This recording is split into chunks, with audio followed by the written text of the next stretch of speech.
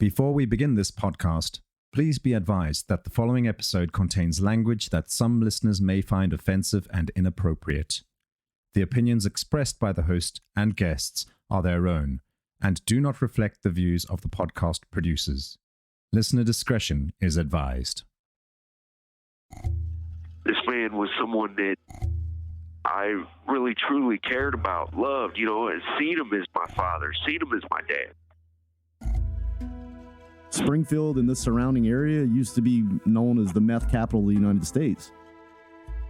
Less water than that, throw in the mix, it would explode like the bombs over in Iraq. He looks me in the eye, then he looks over at Mom's house and he says, boom, and then you and her are gone. That's when the reality hit me. And I was like, oh my God, we can't keep letting this go on. I never did no shit like that. Never. You are now listening to the podcast Voices of a Killer. I'm bringing you the stories from the perspective of the people that have taken the life of another human and their current situation thereafter in prison. You will see that although these are the folks that we have been programmed to hate, they all have something in common. They are all humans like us that admit that they made a mistake. Will you forgive them or will you condemn them? They are currently serving time for their murders, and they give us an inside glimpse of what took place when they killed and their feelings on the matter now. Here are the voices of those who have killed.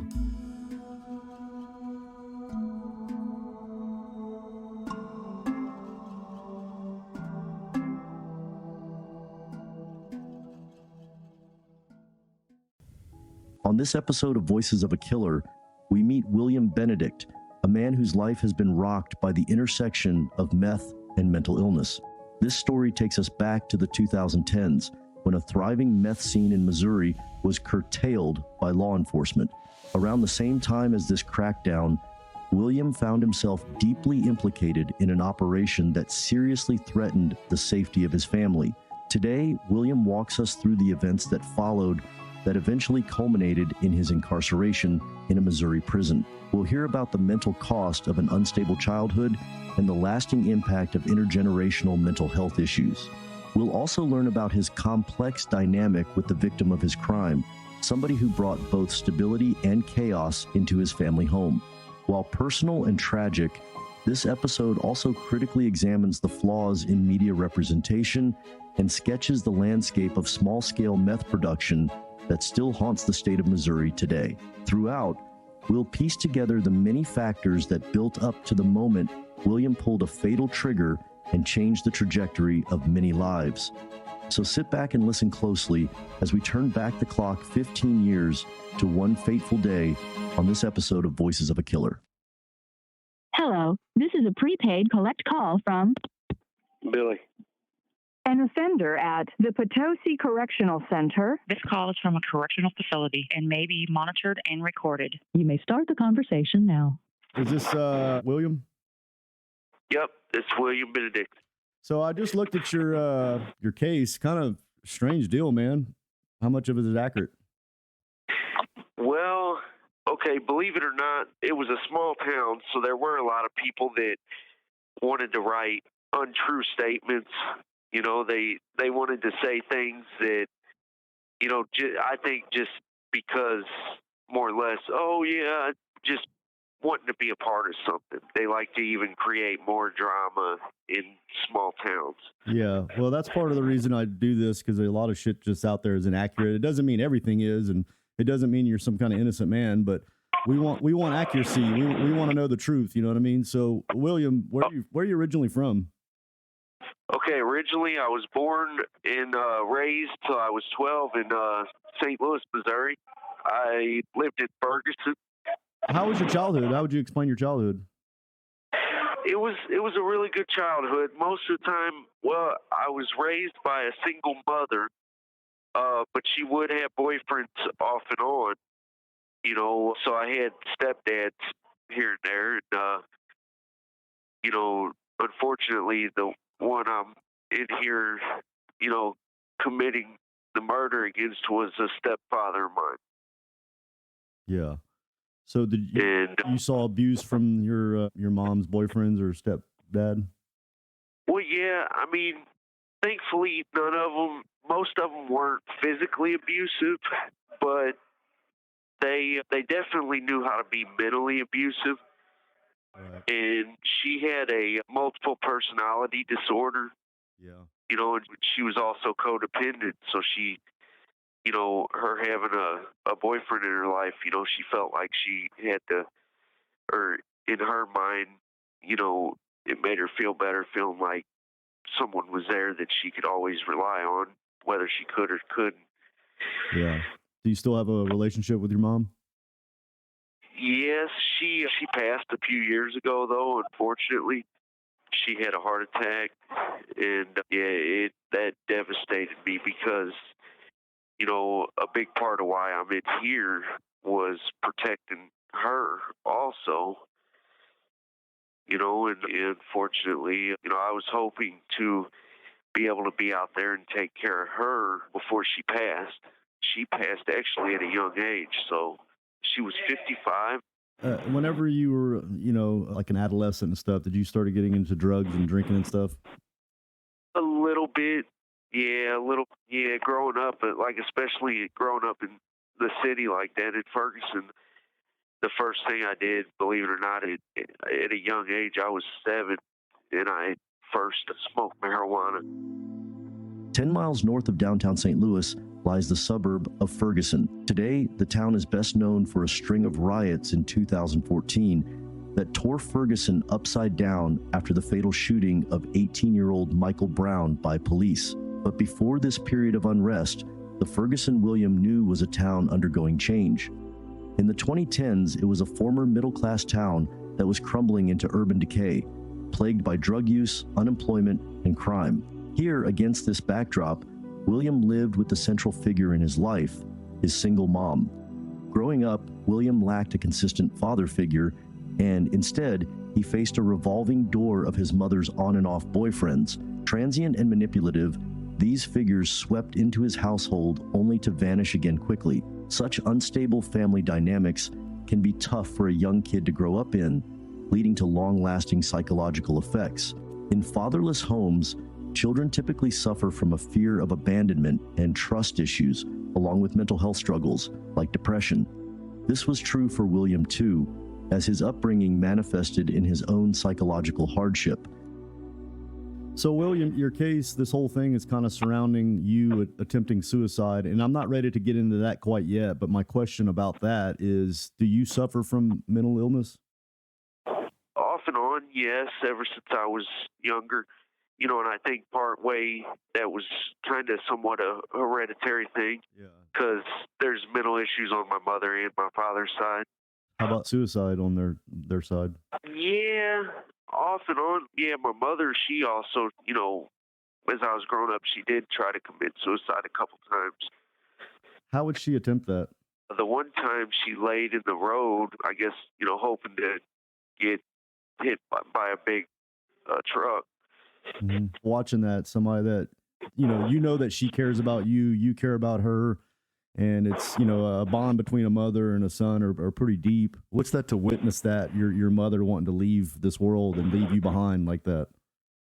Oh, it's devastating. Or to even just for the simple fact of seeing her and going through that with her. Yeah. So how old were you when you first saw your mom try to, commit suicide? She never was completely out in the open about it, especially when I was younger. So I guess I was in high school before she ever, let me see her at that breaking point. High school? Yeah, junior high or high school. Yeah, and after that, you did witness that and kind of gather together, how your mom's mental state was. Did you start to kind of manifest that into yourself? Hey, I'm half of my mother. I've got her blood. Maybe this is something destined for me too. Did you kind of feel that way? Oh, yeah. Well, I mean, when I seen her going through so much, and then also me, but believe it or not, us having that close of a relationship, at times, what kept us from actually carrying out some to that extent was, we didn't want to hurt each other. We wouldn't hold back from doing it for ourselves. It would be for, I didn't want to leave her like that, behind like that. She, vice versa. And I guess sometimes that'd be my breaking point. But believe it or not, the one time she laid in the road hoping to get hit by a big truck, like an 18-wheeler, her boyfriend at the time, the one that I'm in here over murdering, actually, went, got her out of the road and talked her out of committing suicide, And that's why I say I have a lot of guilt and resentment, because this man was someone that I really, truly cared about, loved, and seen him as my father, seen him as my dad. Generational mental illness has hounded William's family, with William himself grappling with mental health issues from an early age. This can be traced back to both of his parents. Most notably, William's mother suffered from a dissociative condition called multiple personality disorder. Sufferers create two or more separate identities to cope with profound trauma, and this can lead to detachment from reality, memory loss, and sharp mood swings. On multiple occasions, the condition pushed William's mom to the verge of suicide. Imagine how William navigated all this as a kid. William recalls the protective instinct he shared with his mother, where their love for each other acted as a deterrent against carrying out extreme suicidal thoughts. For a son who had a close bond with his mom, her suicidal moments must have been deeply traumatic to watch, and acting as his mother's primary support system was emotionally challenging. That was until Roger McNeil came into the picture. Roger was one of the many stepdads who stepped into William's life, but unlike many before him, Roger seemed to genuinely love and take care of William's mother. One moment in particular sticks out in William's memory, in which his stepdad intervened in his mother's suicide attempt as she lay flat on a busy road. As William describes it, his stepdad was somebody he could rely on to care for his mother during times when William could not. So, how old are you right now, William? I am 34. And how old were you whenever this crime took place? I was 21. And the victim in your case, you said, was like a father to you. It was your mother's boyfriend or husband? My mother's boyfriend. How long did you know him? I want to say 4 or 5 years. Yeah, I knew him for 4 or 5 years because, believe it or not, I built a friendship and a relationship with his family before him and my mother ever got together. Oh, so you knew him prior to them getting together? Yeah, because his sons and his grandson I actually hung out with and rode dirt bikes, four-wheelers, and, went fishing, swimming at the rivers, and went to drive-ins. So we actually had a close bond before all this. They were family to me long before my mother and him got together. How is your relationship with them now? Believe it or not, I've even been through prison and jail with some of his direct family. Yeah, I actually hear, I hear that quite often, actually. Yeah, like his son, me and one of his sons, we had a smoking room in county jail. And it was like, I want to say it was a 10 by 10 foot room, square, that didn't have a roof on it. It was a concrete room where we'd sit on milk crates and smoke cigarettes. That was our little break time. And yeah, one of his sons was right there, after this, and we're sitting there, and we actually had a talk, and believe it or not, there was no major animosity over the situation.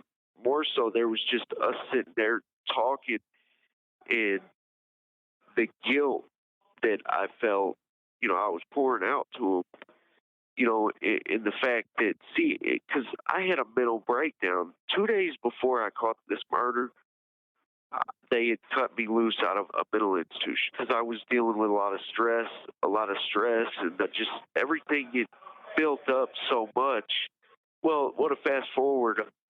My stepdad, my mother and I, really my mother would have kept him there, but I kind of ran him off the property. I told him, you can't do what you've been doing here no more. You Like can't what? be here no more. Why is that? Well, okay, he was a meth cook. That was his whole thing, was he cooked meth, and he was trying to utilize our land, our property to do that. That was his base of operation.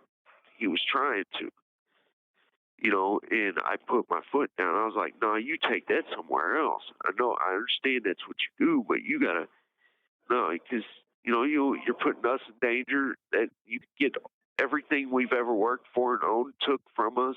What was his reaction to that? Angry. He didn't like that because, he wanted the control of everything so he could keep doing what he did, because where we lived, and we weren't into that at first, because, yeah, we wasn't trying to live no life like that. You said at first, did you end up cooking meth with him, or you end up doing meth with him, or what? Yes, both. And I regret that too, because at the end of the day, it came down to a point where, everything he was involved in, this was his life, this was his line of work all throughout time. I didn't know that till later on. But at the end of the day, it came down to either, my mother wanted to be involved in it too. I'll keep it real. That's why I'm going to be all the way honest on all this. Once she was involved in it, she enjoyed that part of the life, there for a while, until it got too chaotic, too stressful, too much going on. And we did get our door. What made the situation chaotic and stressful? Well, too much attention, too much traffic, just so much going on. Yeah. At one point, there was like up to 16 people on the backside of the property cooking all at once. Wow. Yeah, so and that's when the reality hit me. And I was like, oh my God, we can't keep letting this go on. William's relationship with his stepdad was complex. Their two families went way back, with William hanging out with Roger's sons and grandsons, driving dirt bikes and swimming in rivers, long before he ever struck up a relationship with William's mother. As a partner, Roger took good care of his mother's well-being. For William, he was more than her previous boyfriends. This was somebody that he knew, trusted, and respected. However, after Roger moved in, it became increasingly clear that his stepdad brought trouble. William's stepdad illicitly made and sold meth from scratch, and eventually he set up his meth operation at the back of the property where the family lived. At first, the operation didn't bother William. In fact, William and his mother embraced the venture and became actively invested in the homemade production of meth and the lifestyle that came along with it. But over time, the severity of what they had gotten themselves into dawned on William. As up to 16 people set up shop in William's backyard, the meth production started escalating out of hand.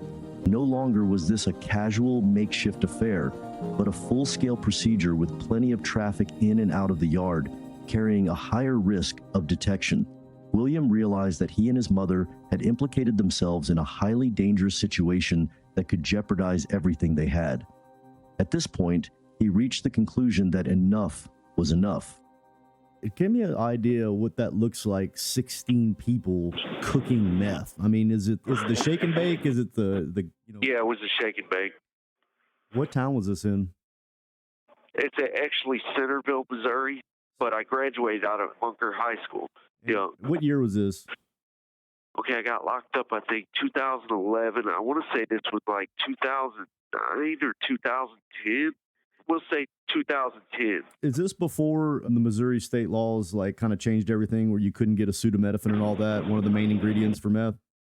No, to an extent, because this was even then, they did start restricted where each person had to go and sign and have their ID. Mm-hmm. Yeah. And would only, if they bought more than 2 boxes a month, it would red flag. Yeah. And then they'd start coming to your door directly to your house, Yeah. So I do remember when I moved to Missouri, it was like really, really bad meth, and it was all the shake and bake meth. And they were really trying to change some laws to get it to where you couldn't just go buy acetaminophen, because if you could get acetaminophen, everything else was just, a couple ingredients here and there, and you're cooking meth and everybody's high as a kite. So, Yeah. and it's supposed to be really, really dangerous cooking this stuff. Are y'all doing this indoors or trying to do it outdoors or what? Either way, indoor or outdoor. When there were 16 of us out there, we were doing it outside. But yes, to an extent, it is extremely dangerous. Yeah. Yeah, once you got everything in there, all you got to do, it could take less than like the soda cap that goes on the bottle, less water than that. Throw in the mix, it would explode like the bombs over in Iraq. Did you like ever, an IED. Did you ever watch anybody screw up and it just blow up or anything? Yeah. Well, and then my stepfather showed me one time how dangerous it was. That's how I know how much water. All it took was a little bit of water.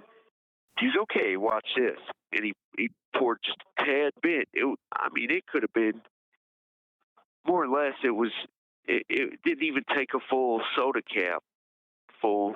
It was about a quarter of a soda cap full of water. He threw in there, and he barely got the cap on. By the time he threw it, and it exploded. It was an explosion blow up a car. Wow. That's crazy. Yeah, and like I said, when I moved to Missouri, there were people like U-Haul vans blowing up at intersections because people were in the vans driving around trying to make it and shit. It was really, really bad at one time in the state. And for people listening, Springfield and the surrounding area used to be known as the meth capital of the United States. Just crazy. And then I guess when they cracked down the acetaminophen, that's whenever the Mexicans started making all the ice and stuff, and it kind of made it to where not as many people were cooking it. Would that be accurate? True. Very true, yep. Rogers' meth operation came at a critical time in Missouri history. At the time, the state was facing a historical crossroads in the battle against meth. In the early 2000s, the homemade meth industry was thriving in Missouri, earning the state the title of the meth lab capital of the United States. Makeshift labs sprung up in remote areas of the state where people scraped together the ingredients to brew their own homemade meth. This coincided with rising unemployment, as many sought to make ends meet through their own backyard meth production.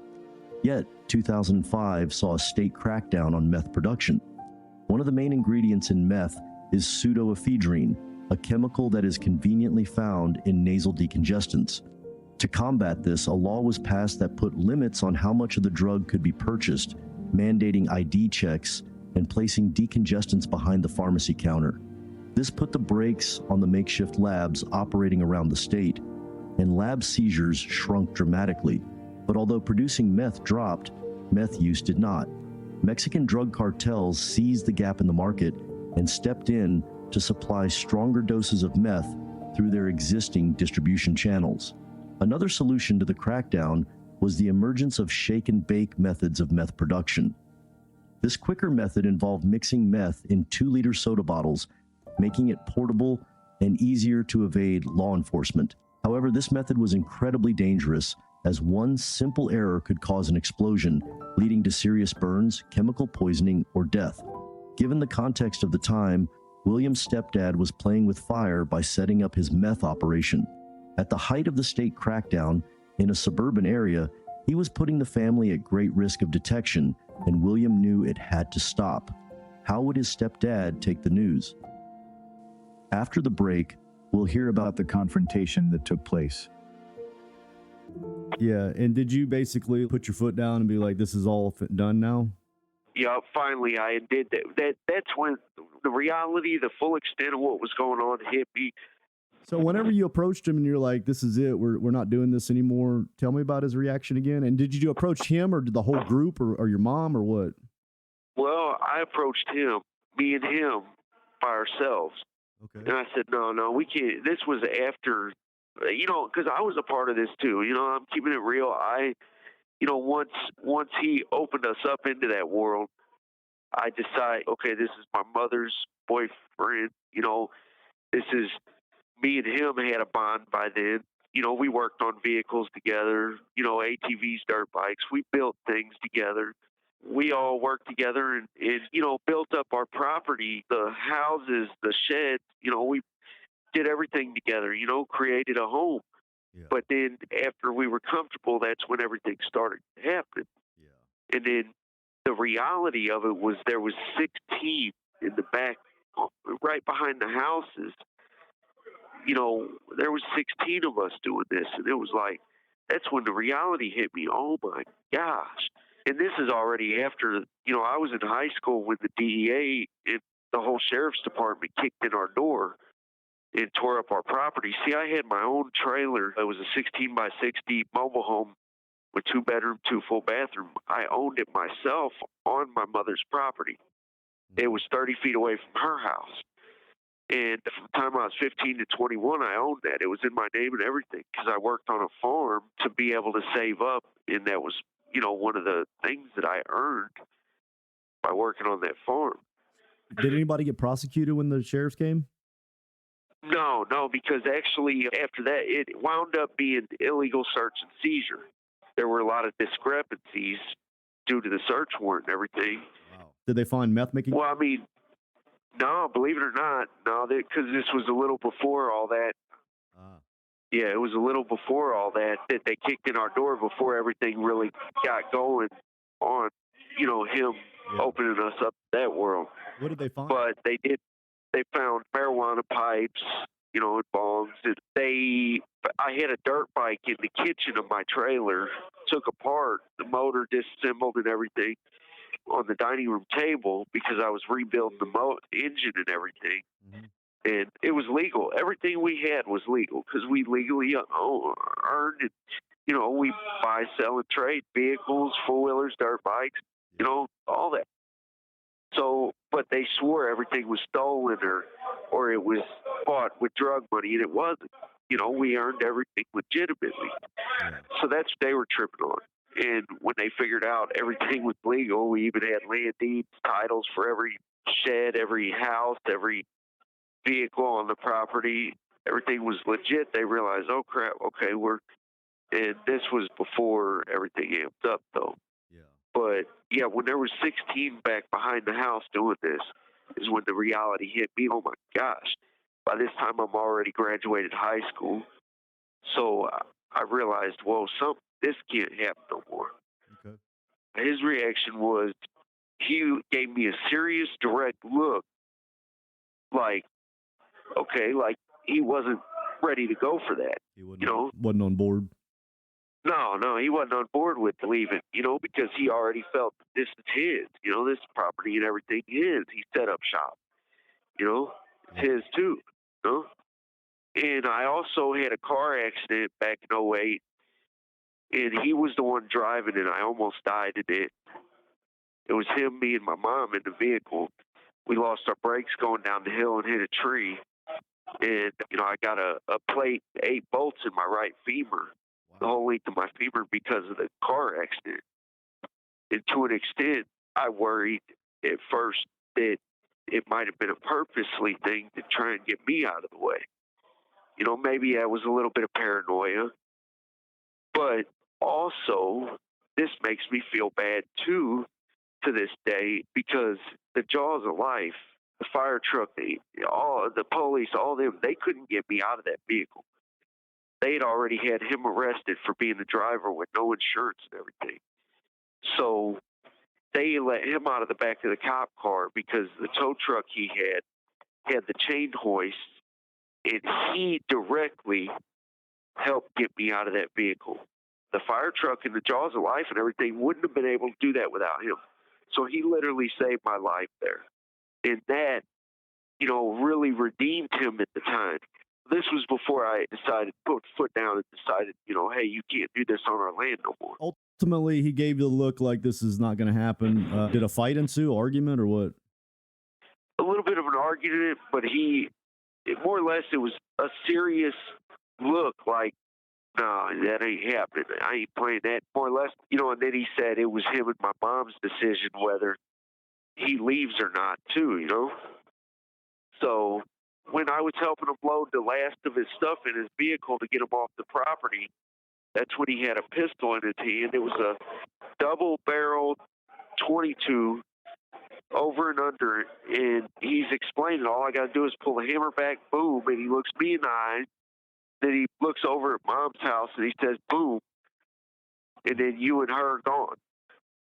You know, and looks me dead in the eyes, serious as a heart attack. This was a month before this happened. That's why I wound up in a mental institution and everything, because I couldn't handle the stress.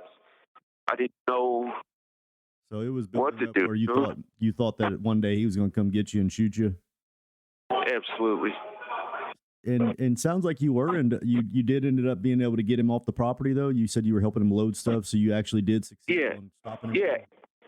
Yeah. So it was that was the last report me and him had before I went to the mental institution and everything, was helping him load. The last thing was his cutting torches. What was your mom's reaction to you getting him off the property? Well, believe it or not, I think she was at peace, because she was upset at first, because I think in some ways she still wanted to live that life, Yeah. But at the same time, she knew she'd been telling them that she didn't want that done on the property, because they take our property for that. They could seize everything we own for somebody doing some crap like that on the property. When Roger's meth operation intensified, William hit a breaking point. Although he had initially been an active proponent of the meth production, he realized that it had to come to a stop for the safety of himself and his mother. After all, a prior incident at the house stuck in the back of his mind. Police officers had raided the property in search of evidence of drugs or stolen goods, though this was before the meth operation had fully kicked off, and although officers could find no incriminating evidence, the incident left the fear of discovery close in William's mind. Although he cared for his stepdad as a father figure, and he owed him his life after saving him from a car crash a few years back, William made the difficult decision to kick him and his meth operation off the property. His stepdad didn't take the news well. A .22 pistol in hand, William's stepdad pointed the barrel at him, then turned towards the house where his mother was, warning William that he would shoot them. Although Roger eventually complied and left the property, the gesture sent William into a spiral of paranoia, afraid that their lives were in danger if his stepdad chose to return and retaliate. Under the immense stress of this threat, William wound up in a mental institution shortly after. What caused you to go into stress this day of the murder? Okay, there was so much going on. There was a lot of tension. Like I said, 2 days before that, I got out of a mental institution. Okay, and what caused this distress, the witness against me pulls up on the four-wheeler. He's drunk, belligerent, so then my stepfather pulls up, and as my stepfather pulls up, the friend's, oh, get it ready. Like the friend was acting like my stepdad was going to transgress towards me. So that put me on high alert. Where are you at this time? Are you sitting in a vehicle? We were outside my vehicle, standing outside there, me and the friend that pulled up on the four-wheeler. On your property? No, we were on the side of the road. It was on a side road, probably a mile away from our property. Are you like upset crying at this point or and saying, hey, I'm going to kill myself? Yeah, I was in distress. I was having a mental breakdown because, for one, after my stepfather threatened me and my mother with a pistol, this is something she didn't even know. Yeah. Did you have a weapon? Yes. What was it? It was my legal millimeter. It was registered in my name. Were you putting your own gun to your own head and saying things like, I'm going to kill myself? I wasn't saying I was going to kill myself or nothing, but when the friend on the four-wheeler did pull up, yes, I did have it to my head because I was at my breaking point. What did they say whenever they saw that gun to your head? Well, the friend on the four-wheeler, he ended up creating a situation, wanting to argue, get belligerent, and more or less, cussing, and, it wasn't even a situation until he started creating even more stress. Is it just your stepdad, you, and the guy on the four-wheeler? Just that's it?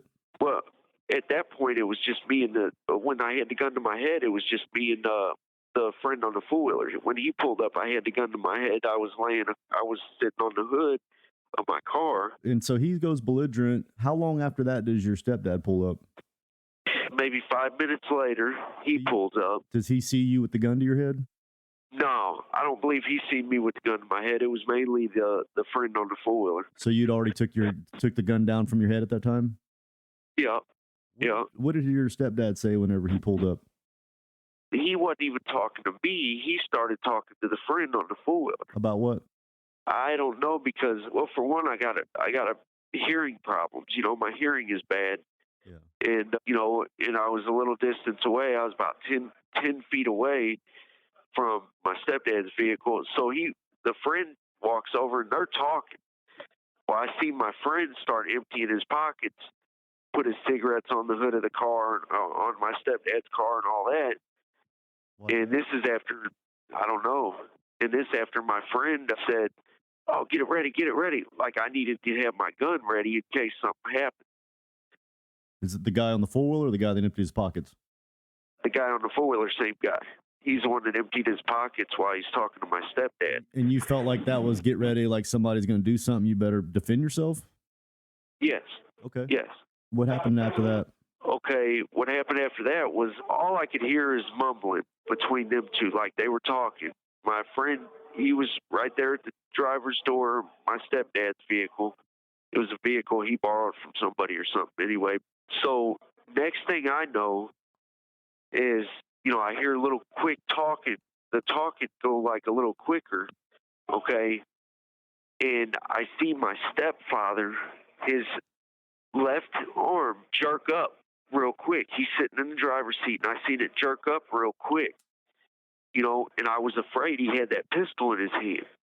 You know, and I was afraid that was, you know, he was getting ready to shoot me. Honest to God, right here. Were you high on meth? No, because I was 2 days out of a mental institution. I was mentally unstable at the time, though. And, like, in the reports, you'll see that there was a gunshot wound through his forearm before it hit him in the chest. It was one shot fired. How far was he from whenever you shot him? Roughly 8 to 10 feet away. And what was his posture like? Was he walking towards you? Was he standing there? Was he yelling? Was he pointing at you? What was he doing? No, he was in the driver's side of his vehicle. And like I said, his arm come up real quick. And I was afraid he had a gun in it, so I pulled the trigger. And the bullet went through the front of his forearm, come out the back, and then hit him in the chest, and it tumbled and hit him in the lung, and that's how I killed him. So do you think you're there to do something to you? To this day, I think it is a possibility, yes. Your stepdad I got to stop you for a second. You know, this is exactly why I do this, because if you look at your case on the news, it almost sounds like this guy that you killed is a random guy who's a good Samaritan that was just trying to help you from committing suicide, and that's the end of the story. So I know the newspapers come out. That's exactly why I do this, because I fucking hate the news, man. And it doesn't mean that you're some innocent person. That's not what I'm getting at. No. I want to know the fucking goddamn truth. You know what I mean? Okay. And it sounds Here's another thing. Okay, there's also specifics that can be pointed out about this case. Do you know what he got caught, or you know what they found in the vehicle with him the night that this happened? And you know that I had shot him, and he had 2 active meth labs in the floorboard of the vehicle he was in, and enough supplies in there to do 10 more labs the night that this happened. Look up William's case online and you'll find only a few articles about the details of that night. Even more frustrating, the articles that do exist misrepresent the events of this case. They fail to adequately contextualize the relationship between the two. They portray William's stepdad as a good Samaritan who was trying to talk a stranger down from suicide, and they exaggerate details, stating that William jumped on the hood of a car to shoot Roger. It's a perfect demonstration of the problems with media. The news favors simplicity, and it thrives on telling narratives about heroes and villains. The reality of the situation, however, was much less cut and dry. At the time, William wasn't thinking clearly. Freshly out of a mental institution, he was having a mental breakdown that night, and when he pulled up at the intersection of Y-72 and Route B in Reynolds, he was threatening to shoot himself. A friend arrived, but rather than calm things down, he only escalated the situation, and when William's stepdad pulled up, the friend told William that Roger was carrying a gun. It's impossible to know William's stepdad's true intention, but given their last threatening conversation, William's thought, real or perceived, was that he had come to harm him. On edge, William saw his stepdad's hand jerk up. With adrenaline pumping and thoughts racing, William convinced himself that he was about to be shot dead. Acting on instinct, William shot first. The bullet passed through Roger's forearm before hitting his chest and striking a lung. The night had been shrouded by mental confusion and fear, causing William to make a tragic split-second decision in the heat of the moment. Now his stepdad lay dead. After the break, we'll hear about the aftermath of the killing. So whenever you fired that gun and it hit him, what was the very, very next thing that you did? Did you stay pointing it at him and yelling, or did you go look to see if he's okay? What was the very next thing? No, I panicked because I didn't know what to do. And the friend on the four-wheeler, he jumped on his four-wheeler and took off immediately. And I'm still there, and I'm not knowing what to do. I mean, for a split second, I wanted to stay and see if he was okay, or what the situation was. Did he slump over, or was he struggling to breathe? He got out of the vehicle and slid down. No, he didn't say. I don't recall him saying anything, but he got out of the vehicle and slid across the side of it. Whenever he got out, did he look at you? He didn't say anything to you? He just got out and slid over and fell? Yeah. And he looked at me, but, I don't recall him saying anything. What was the look on his face when he looked at you? Like, I can't believe you did this, or help, or what? Well, it was also dark, too. Okay. So I can't recall too much. I wanted to stay and assess the situation because, I wanted to check and see if he had a gun and at least assess the situation, maybe even get the gun out of the way or what, and then check on him. But everything happened so quick, I didn't know what to do, and then whenever he fell, did it look like he had dropped dead, or was he struggling on the ground?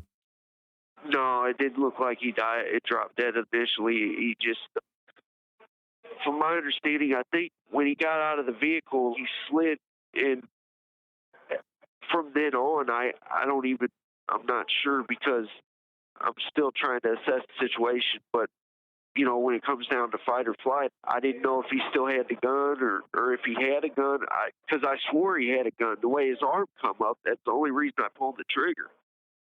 Well, all this kind of makes sense now because y'all kind of had a point of contention with you telling him he can't do that anymore, and there's arguing, and then your friend thinking that you thought he said that he had a gun. So now it kind of makes sense to where he wasn't really trying to stop you from committing suicide. It doesn't sound like maybe he was gonna, but he just, it looks like it sounds like a lot of confusion on what you perceived was going to happen, and you fired a weapon.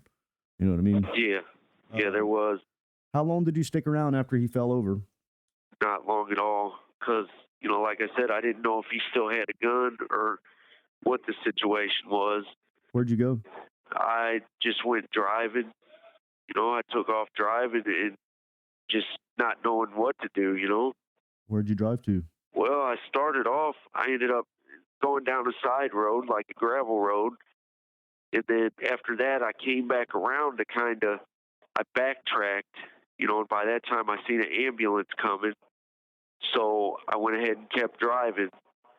And shoot, I want to say I almost drive all the way to Ironton, toward Ironton area. I got pulled over and arrested.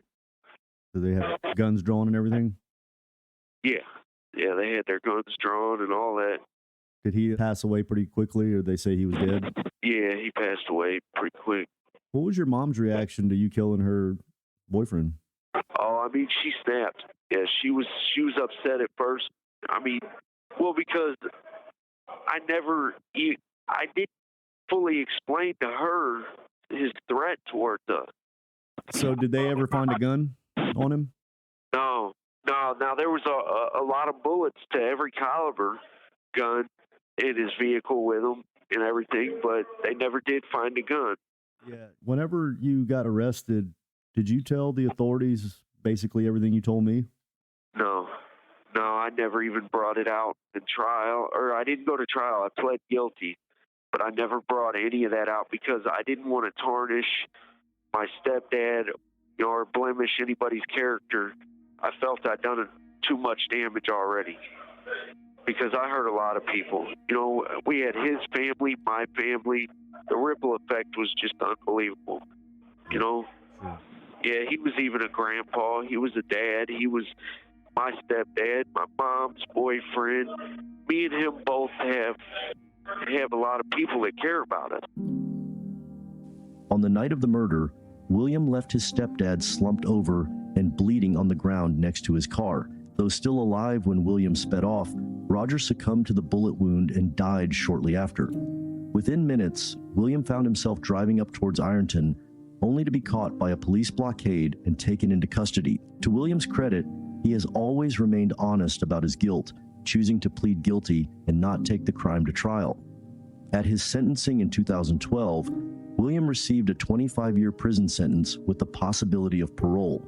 Initially, William's decision to evict Roger was to keep his family out of trouble and to stay on the right side of the law.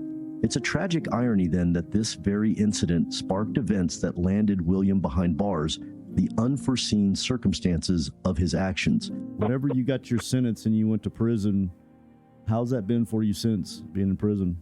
Oh, man. It's been a reality check, and I realized coming to prison, we realized that everything's stripped from us, and everything I ever worked for, and not just me, my mother, I'd done more harm with all this. Okay, yeah, it is possible that me and my mother could have been killed if something like this might not have transpired, but at the same time, who's to say? We'll never know. And if I could, I'd take it back. I would take that chance, and I wouldn't have done this. I've been in here. I've been locked up. May 10th is the day this happened, and that'll be. It's either 12 or 13 years it went by. This happened in 2011, so yeah, my math skills aren't the greatest, but yeah, since 2000. So it sounds, would it be accurate to say here in about 5 to 10 years you'll go up for parole? Yes. 7 years I see the parole, 6 or 7 years I see the parole board. How do you think that's going to go for you? Truly, I don't know. I mean, I've stayed out of trouble enough. I haven't been in no serious trouble in years. You ever find yourself in fights? Yeah, I've been in a couple. Mainly one that it was obvious they caught me for. Me and a cellie of mine got into a fight. This was 6 months after my mom passed. I had a mental breakdown in here, and me and a cellie fought. Yeah, but I've been in probably probably three made. What are most of your fights about? Believe it or not, mainly with cellies. Yeah, trying to live. Unfortunately. In different. Yeah. Well, like I said, this is exactly why I do this, because literally when you read the news or articles on you, it just sounds they make it to where it sounds like a good Samaritan that you didn't know was trying to stop you, help you from committing suicide, and you murdered him. Wow. I mean, it's crazy. And like I said, I don't do this to try to get guilty people found innocent. I do this to kind of shed light on all the inconsistencies that people in the public hear. It's like the news wants people to be misinformed about absolutely everything just so they can get a news article out. Oh yeah. Yeah, there were people that wanted involved on this. They could have got me I was initially charged with first-degree murder because people wrote statements saying that I put a gun to his head while they were loading scrap, and I pulled the trigger and it just clicked, and I said next time there was going to be one in it. I never did no shit like that. Never. And people concocted a story like that just because they, I guess, and this was long after the murder. This was like months after the murder. They decide to write statements like this, and yet that could have got me death row executed in here. Yeah. Just statements like that. Which, by the way, you are in a prison where a lot of death row inmates are. Do you house in the same housing unit as death row inmates? Oh, yeah. Yeah, they run, and I've been cellies with a few over the years. And, yeah, we're right around general population, right amongst them. And that's what's wild. That's what's made this somewhat difficult, because we see, now some of them, yes, some of them haven't got any better, and they're a small percentage still are terrible people, okay?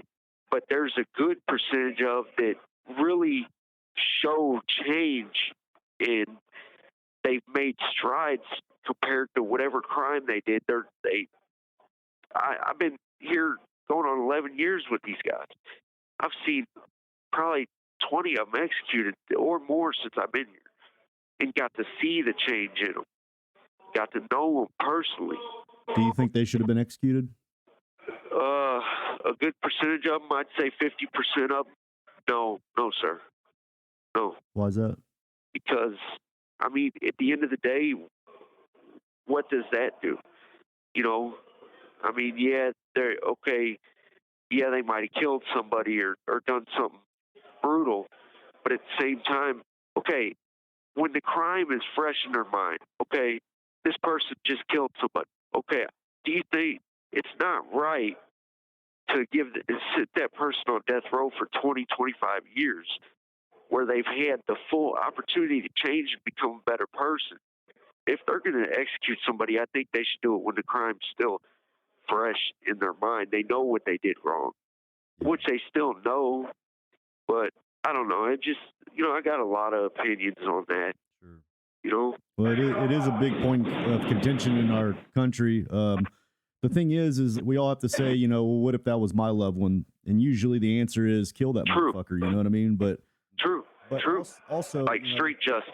Right. But also, like whenever it comes to judges making decisions and all that, they're supposed to do that without emotions, and that's why we don't do it like that. That's we let people that aren't putting their emotions in their decision. But I'm indifferent about it because I think that if somebody hurt one of my children or something like that, I would want the motherfuckers dead too. You know what I mean? But oh yeah.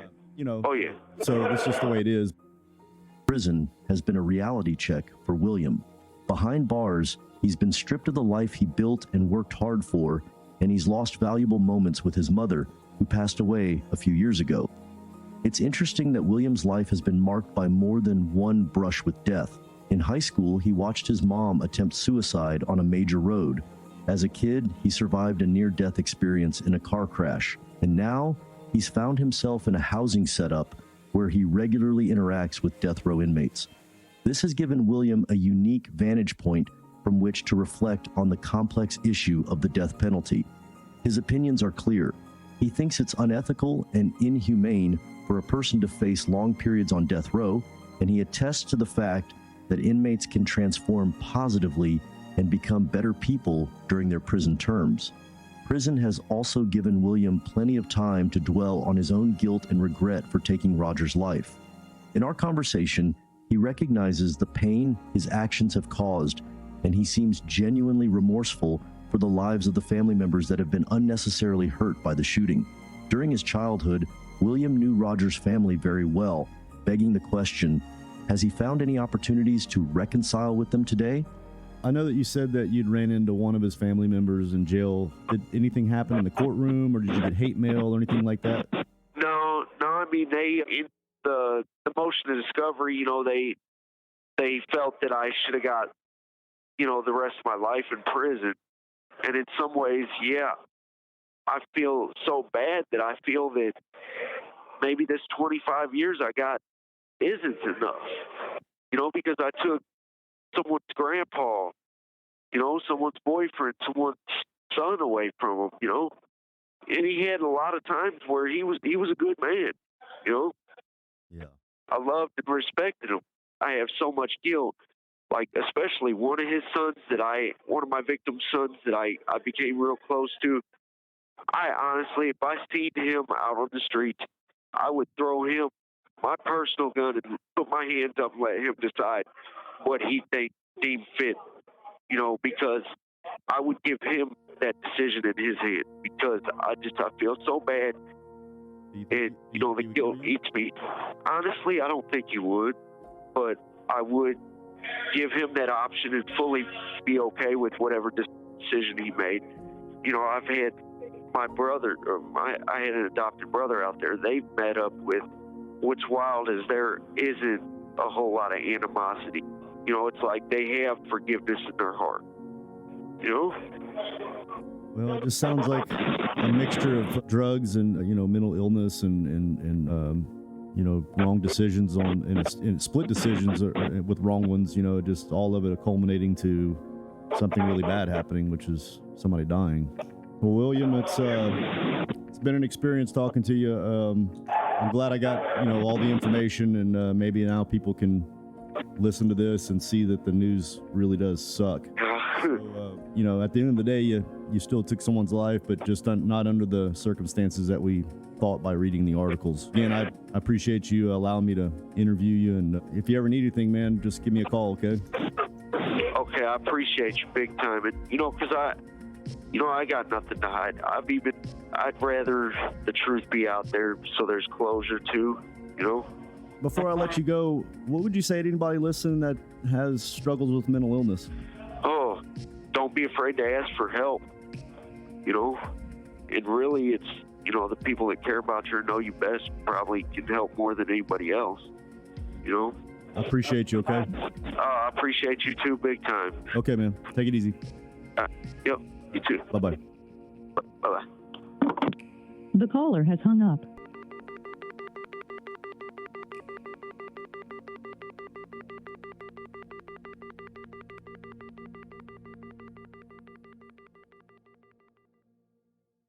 On the next episode of Voices of a Killer.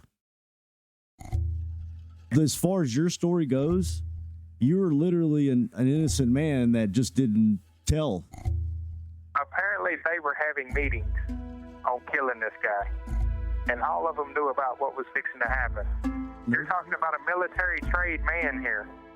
He's trained in this kind of stuff. I'm spooked. I'm like, hold up, what the fuck just happened? As far as I can remember, like I said, we were both in it. We were both there, and we both were a part of it. Man, things would be so much different in your life right now if you would have ran out of that house. Actually, I started to laugh. You laughed at him? Because I knew there was something more. I've always had hope that there's something more. That's a wrap on this episode of Voices of a Killer. I want to thank William for sharing his story with us today. His ability to be open and honest is what makes this podcast so special. If you want to listen to these episodes weeks in advance, you can now do so by joining our Patreon at patreon.com/voicesofakiller. There you will get access to raw interviews, unseen news coverage, and unique correspondence with the guests of Voices of a Killer. Head over to patreon.com/voicesofakiller to support the podcast. Your support is what keeps us passionate about bringing these stories to you. A big shout out to Sonic Futures, who handled the production, audio editing, music licensing, and promotion of this podcast. If you want to hear more episodes like this one, make sure to visit our website at voicesofakiller.com. There you can find previous episodes, transcripts, and additional information about the podcast. Lastly, if you enjoyed this episode, please consider leaving us a review on Spotify, Apple Podcasts, or wherever you get your podcasts. Your feedback helps us improve and reach new listeners. Thank you for your support, and we can't wait to share more stories with you in the future. Thank you for tuning in. I'm your host, Toby, and we'll see you next time on Voices of a Killer.